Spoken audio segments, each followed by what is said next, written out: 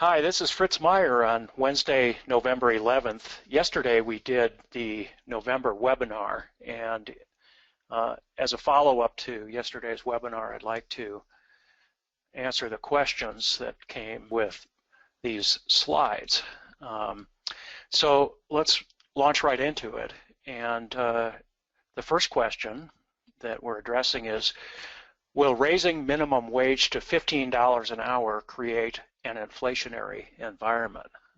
And that's a good question, because if in fact the minimum wage got boosted to $15 an hour on a national basis, we probably would see some modest inflationary impetus from that. But from my reading of this issue, $15 an hour is the target that's been set in only a handful of cities, whereas the most recent national discussion about a minimum wage was using $10 an hour from the current number that I think is 7 and change. So the point is that $15 an hour is very unlikely on a broad basis in the United States.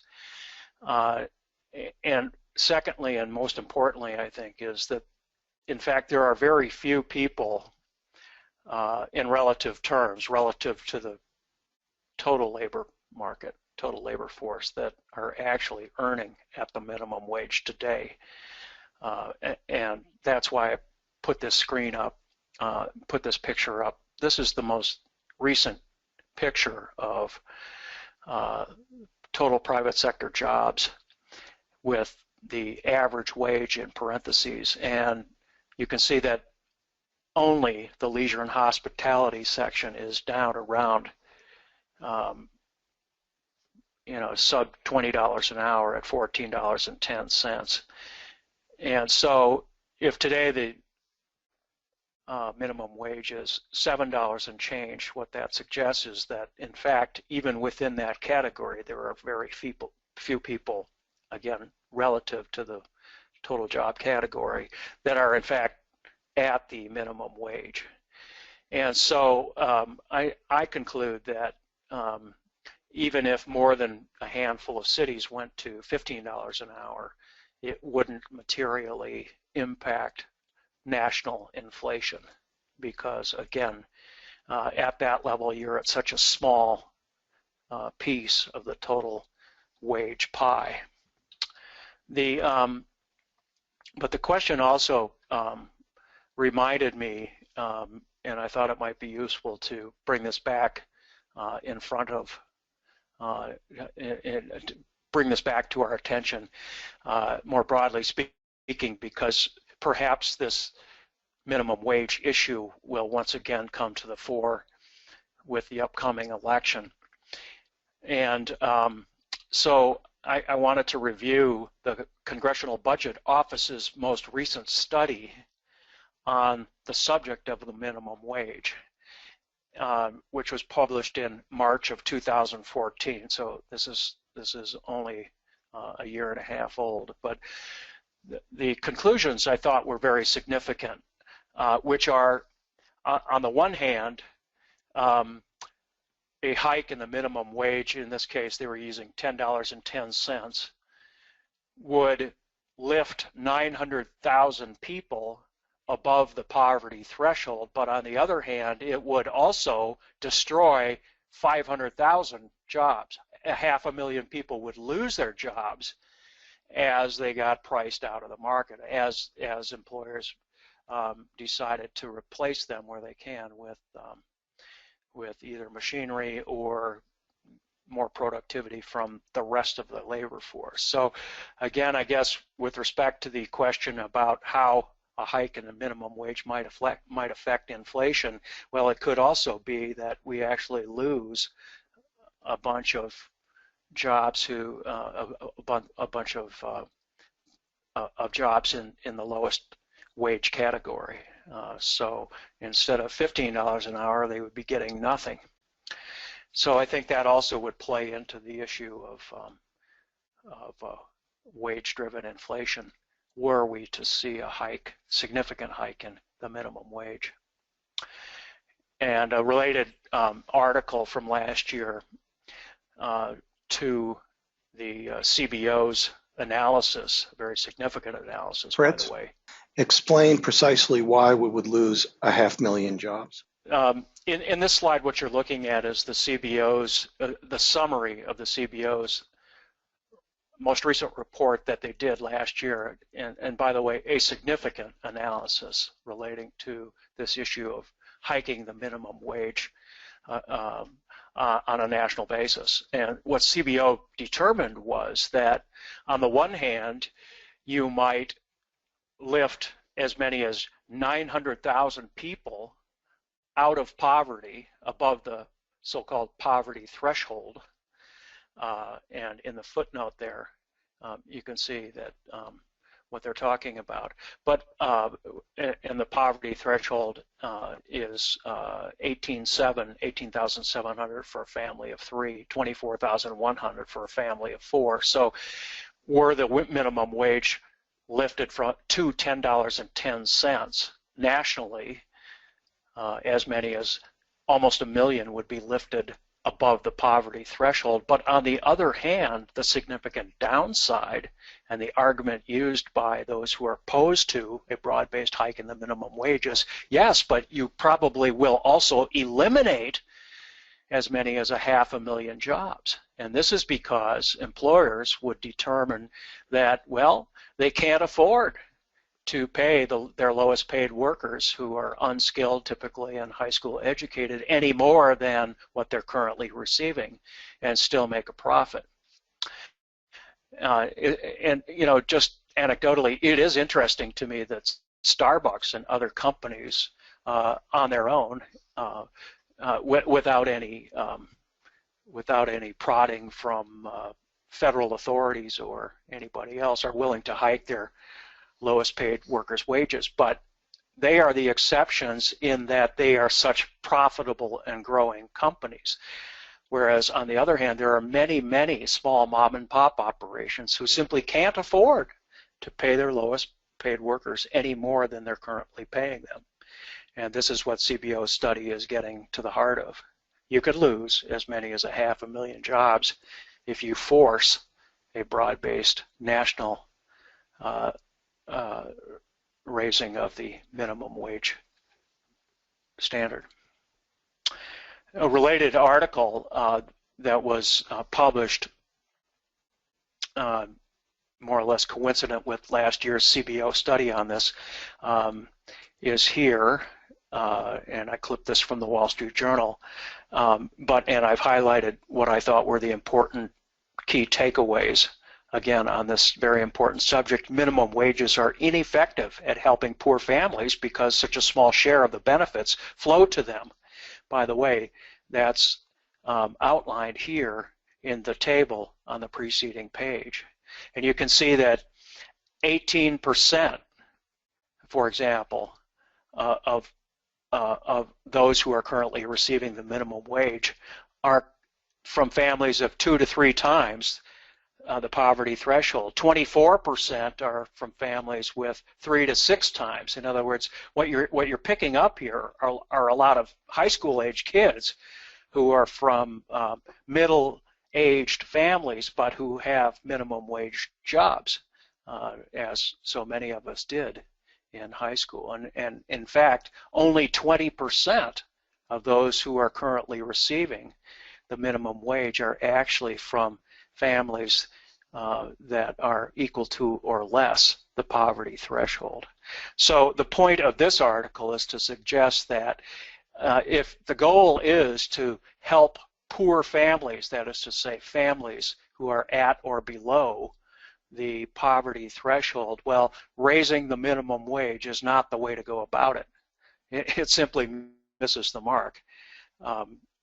And so they conclude, this author concluded that a change in earned income tax credit, for example, or other means of direct aid to poor families would be a lot more effective than trying to do it through the minimum wage. if you're interested in this topic, go back and just go onto the CBO's website and read that study from last year. Again, here it is in the footnote, increasing the minimum wage, effects on employment and family income. And the CBO, I thought, did an excellent job in, first of all, describing their methodology, and secondly, offering a set of conclusions that do make a lot of sense. The next question is, what is the primary reason that corporate earnings are not tracking projections? Well, not tracking projections, I assume to mean that the questioner was asking, why didn't this earnings trajectory just continue from 2014 to 2016 in more or less a linear fashion? Why did we have this downtick in S&P earnings 2015 compared to 2014, even as we've seen pretty decent economic growth in 2015 over 2014? And the answer, and but here's another picture of that same decline in both S&P revenues and earnings, the blue lines in this chart, 2014 compared to 2015. The answer is twofold. First of all, the effect of a stronger dollar has taken revenues, has reduced S&P 500 companies' revenues in some cases significantly, and it depends company by company how much they are doing in euros or other foreign currencies. But to the extent we've had I think a 7% increase in the US dollar just in 2015 year to date, well then that comes right off the top line in dollars.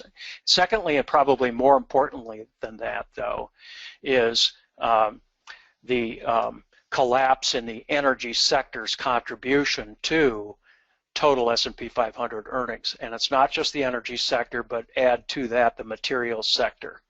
Materials and energy, materials by the way is commodity prices. Materials companies' earnings are significantly, if not entirely, driven by commodity prices.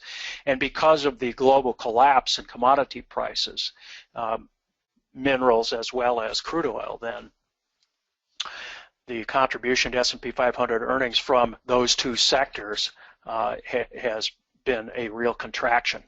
But on the other hand, then you can see that the expected rebound in 2016 over 2015 in the contribution again from the energy and materials sectors in this chart.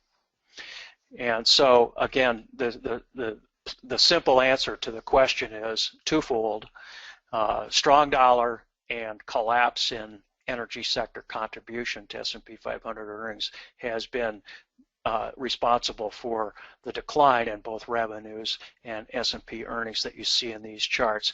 I would add a third thing as well. Remember, the question was what's the primary reason that corporate earnings are not tracking projections? The third aspect to this is that these red squiggly lines represent the time series tracking of S&P earnings estimates for 2015 in this case and 2016 in this case. And the point I want to make here is that these time series decays that you see in these red data series are very typical. In fact, you never don't see them. It's always the case that analysts start out too optimistic for any given forecast year and end up having to gradually revise lower their earnings estimates as time goes along. So that's a third reason, and that is actually sort of a systematic reason why the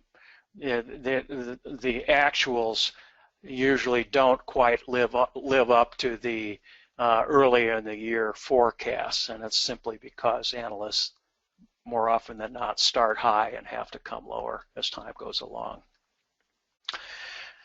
The third question is, if savings rates are a full 1% higher, does that not mean that 70% of that 1% or 0.7% depression component on GDP as compared to the mid last cycle data flow?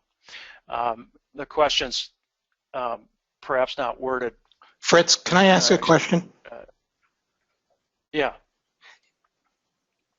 The time series, the repetitive optimism, misplaced optimism. Mm-hmm. Do you know any theories on what's causing that? Is it behavioral, or is it because they're selling? Is it just a human bias? What is responsible for that mistake to be made? Yeah, and I don't have a good answer for that question. All I can say is that you can go back decades in the data that Ed Yardeni compiles in these charts, and you can see the very same thing, except during periods of recovery where analysts get it too low in the recovery phase. That's an interesting phenomenon in and of itself. In the recovery phase, often analysts start too low and they don't appreciate how much better things will end up being compared to what they currently think. But to answer your question specifically, no, I don't know exactly why analysts systematically, it seems, or consistently are too optimistic at the beginning of any given year, or looking 2 years out and then end up having to gradually pare and revise lower their estimates as time goes along. I don't have a good reason for why. All I know is that it is a fact. Thanks. So let me rephrase the question here. I think what the questioner was trying to get at was the notion that, well, post-recession, the savings rate has been averaging, let's call it it's 4.8% in the most recent month. But let's call it an average of 5% savings rate. And mind you, the definition of savings here is the difference between monthly income and monthly spending. What's left over is savings. It's not a notion that has anything to do with balance sheet savings. It's strictly an income statement notion of saving. But whereas prior to recession, the savings rate was way down here at 1% and 2%. And you may recall that those were the years during which people were saying Americans are spending almost every last nickel of their monthly paychecks. They're using their homes like ATMs and spending. Very profligate spending. And I think the questioner is saying, yeah, but now with if we were in fact behaving as we had been, wouldn't personal outlays appear, consumer spending, and hence the GDP be substantially higher than where it currently is? And the answer is yes. Now, trying to quantify exactly how we could do that, but I think just suffice to say that yes, absolutely, that's the proper reading of the statistic. If we were saving only 2% of monthly income as we were prior to the recession instead of 4.8% today, then this black line personal spending would be a lot higher. The other thing you can see in this chart, by the way, is the difference between income and spending is saving down here, and you can see it so clearly. The width of the gap here is a lot narrower than it has been since the recession. So if you re-narrowed that gap, so to speak, then you can see exactly over here how much more in billions of dollars the differential would be. It's a good point, and maybe with the passage of time and further rebuilding of consumer confidence, the savings rate will gradually decline and revert back to that bad old spending behavior, the bad old profligate spending behavior that we saw prior to the recession. I don't know, but it might make some sense that could happen. But for the time being, it's pretty steady here at a substantially higher rate than what we saw prior to recession. Fourth question is, would you address the drivers of GDP averaging in the last 10 years a meager 0.5% for growth in workers and 1% for growth in real output for workers? And part B of that question is, does that imply very slow growth going forward? In response to that question, I went to the Congressional Budget Office's most recent update to the budget and economic outlook published in August of this year, simply to illustrate what CBO believes to be the forward trajectory for GDP growth, which is around 2%, looking out through 2025 over the next 10 years. In other words, the new baseline supposition on the part of CBO is actual GDP growth will equal potential GDP growth. Potential GDP growth is a function of two independent variables, growth in the working population, or growth in the labor force, plus productivity gains. And those two will combine to drive approximately 2% consistent non-inflationary rate of GDP growth. And over here, CBO is explaining that those two drivers that I just mentioned, growth in the labor force and numbers of hours worked plus productivity. I think what they're doing is using about 0.5% growth in the labor force and 1.5% assumption for productivity gains to give you roughly 2%. They don't specify specifically in this revised set of projections, but in January of next year, they will give us more detail lying behind this, and I could answer that question more specifically.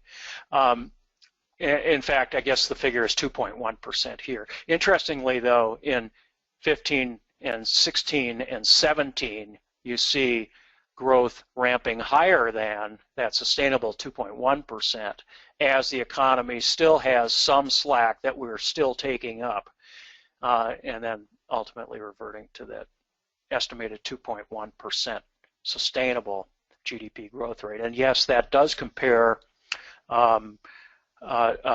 negatively to the post-World War II average of, first it was about 3.5% in the decades following World War II, 3.5%, then 3%. It's gradually declining, principally because of changing demographics and slowing growth in the working population.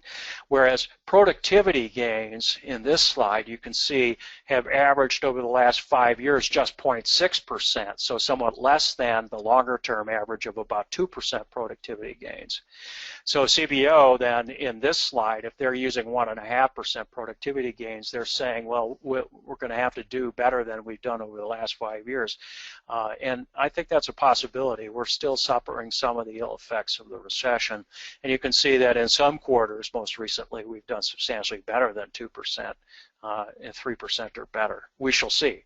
But if we continue to knock out only 0.6% coupled with 0.5% growth in the working population, then we'd be in a world of hurt at 1.1% GDP growth. CBO is not assuming that continuation of a 5-year average of 0.6%. As I said, they're using something closer to 1.5% in that 2.1% long-term estimated GDP growth for the U.S. economy.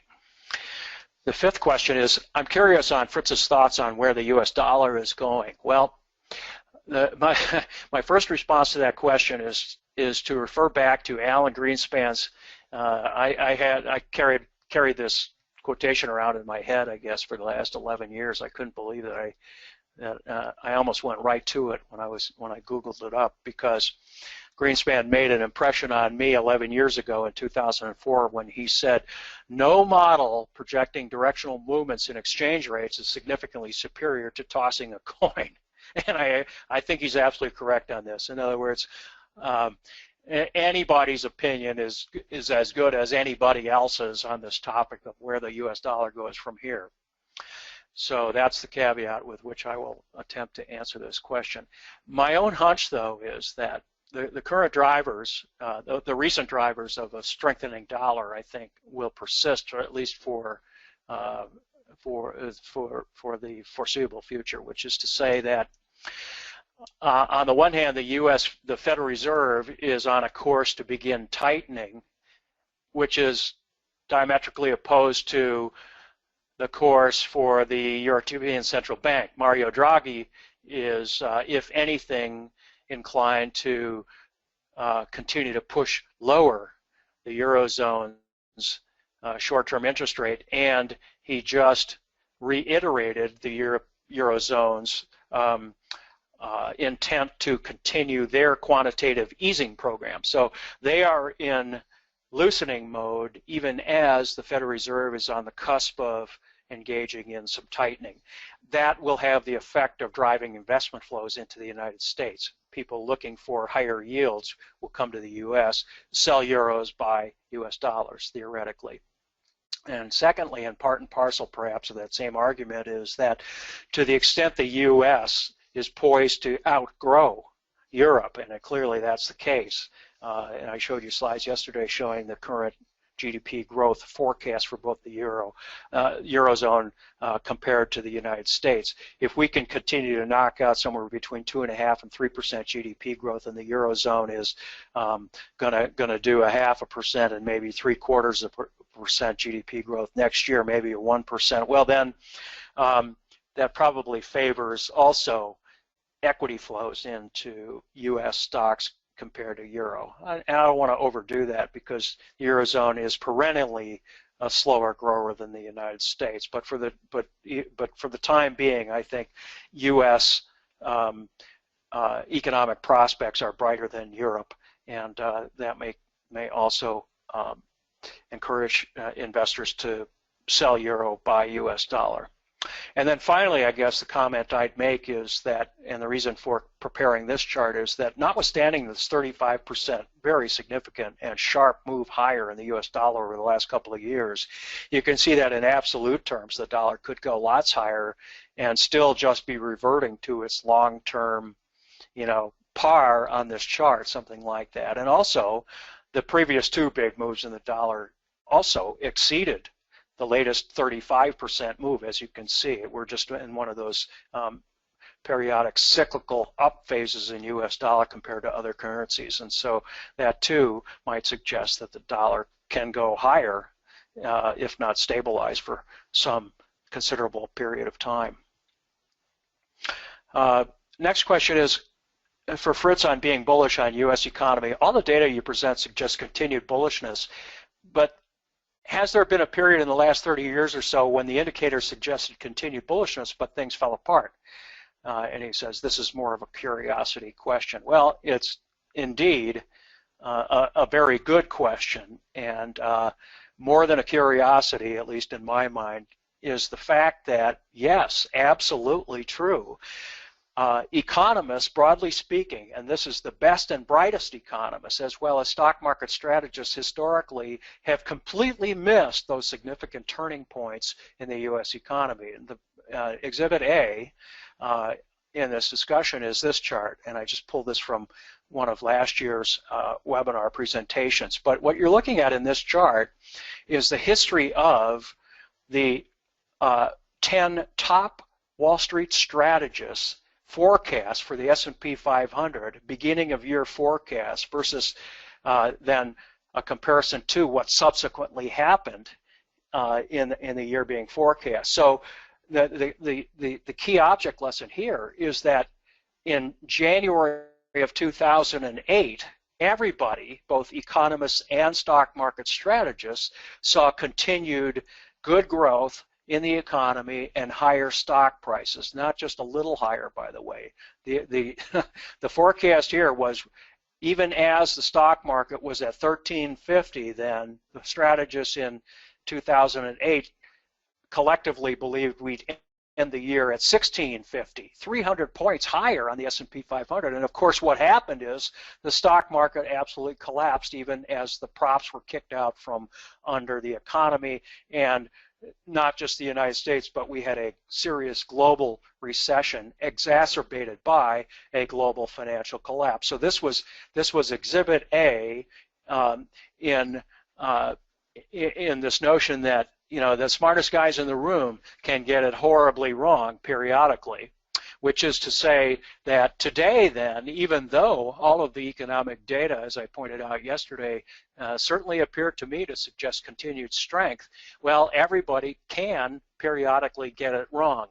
But the related point that I think is so important to understand is that, as a matter of fact, in 2008, January of 2008, here in this chart, when everyone was predicting continued strength in the U.S. economy, as a matter of fact, I'm not quite sure why they were doing that, because in January of 2008, in this very important chart that I spent time on yesterday, the Federal Reserve had finally succeeded in inverting the yield curve, and that should have been a clear signal that we were headed for trouble in both the economy and the stock market. As I can't overemphasize, as I tried to do yesterday, the importance of this chart. You don't get a recession and a bear market unless and until the Fed wants you to have one. But when they want you to have one, which is to say they've inverted the yield curve, you're going to have a real problem in both the economy and the stock market. And so in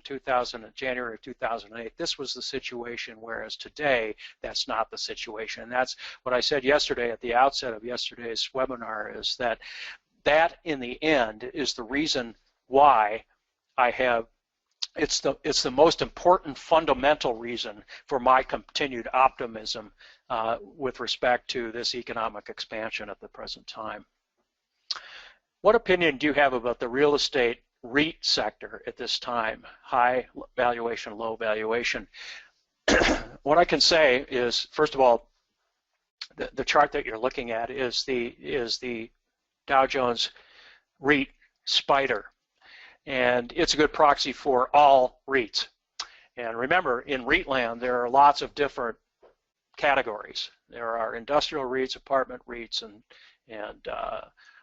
extra storage REITs and so forth. There are probably 6 different REIT categories, and they don't all operate precisely on the same business cycle. But if you look at the whole group collectively, that's what you're seeing here. And all I can say on this question is that REITs have not performed much better or worse than the S&P 500 at large, which is to say that REITs are neither relatively overvalued nor undervalued relative to the rest of the stock market. So I pointed out yesterday that I think stocks are neither overvalued nor undervalued. They are fairly valued, and I guess I would say the exact same thing about REITs. And REITs do operate generally on the same economic cycle that most other companies operate on. So when you have a broad-based downturn in the economy, you have weakness in rents and you have higher vacancies and so forth, and REIT stocks react pretty much the way the rest of the economy does. When I say based on this chart, what I see is that REITs have neither over nor underperformed the S&P 500 at large. I'm referring specifically to the relative strength rating or ranking or calculation here in this chart, which is a very powerful tool. And what at 59, what it suggests is REITs have only outperformed the S&P 500 very nominally, and 50 being the point at which the REITs would perform precisely in line with the S&P 500. So again, that suggests to me that REITs are neither ahead of themselves nor behind themselves with respect to the rest of the stock market. Hi Fritz, the Fed rate hike could flatten the yield curve if long rates don't move up, a very real possibility with very low inflation. Won't a flatter yield curve hurt bank profits and hurt that sector, especially now that many banks earn less from trading securities due to Dodd-Frank? And a second and related question is, does Fritz see any increased risk to the projected market returns after the Fed begins raising rates, given the fact that rate increases will start from an unprecedented low level? The first question is,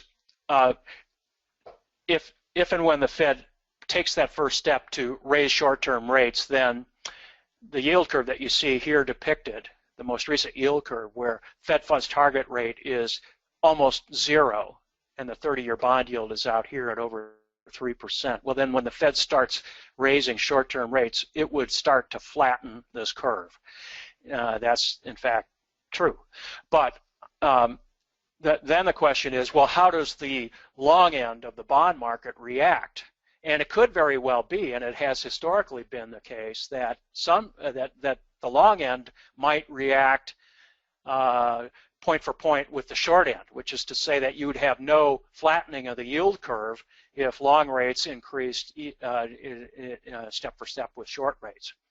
However, to the extent that the Federal Reserve, if the Federal Reserve got very aggressive about cranking short rates higher, then investors might say, oh boy, they're getting awfully aggressive about this, and they might not sell bonds. They might actually think long bond yields are going lower to the extent we're headed toward recession, and then you would accelerate the flattening of the yield curve and accelerate the rate at which you're headed towards recession. I think the Federal Reserve will be very cautious about how they proceed in the current environment. So if, for example, they start to raise the Fed funds target rate and they see that the long end is going down in yield, then I think they would back right away from the whole notion of heading higher in short rates, assuming that the economy isn't raging out of control and getting inflationary, which I don't expect anytime soon. However, if the Federal Reserve sees that long rates are moving up in lockstep with short rates, then they have more confidence that they can continue along the tightening course and not significantly affect. It'll depend on how the bond market reacts to that. In either event, I think we are years away from the Federal Reserve even remotely trying to engineer a flat or inverted yield curve. Just because as I pointed out yesterday, I think inflation is so low today compared to a 2% target, and I think there is such a significant lack of inflation drivers, either actual or potential, that inflation is going to stay lower for longer, and therefore the Fed, I think, isn't going to feel compelled to act aggressively to enact restrictive monetary policy anytime soon. I think it's going to be years until that happens.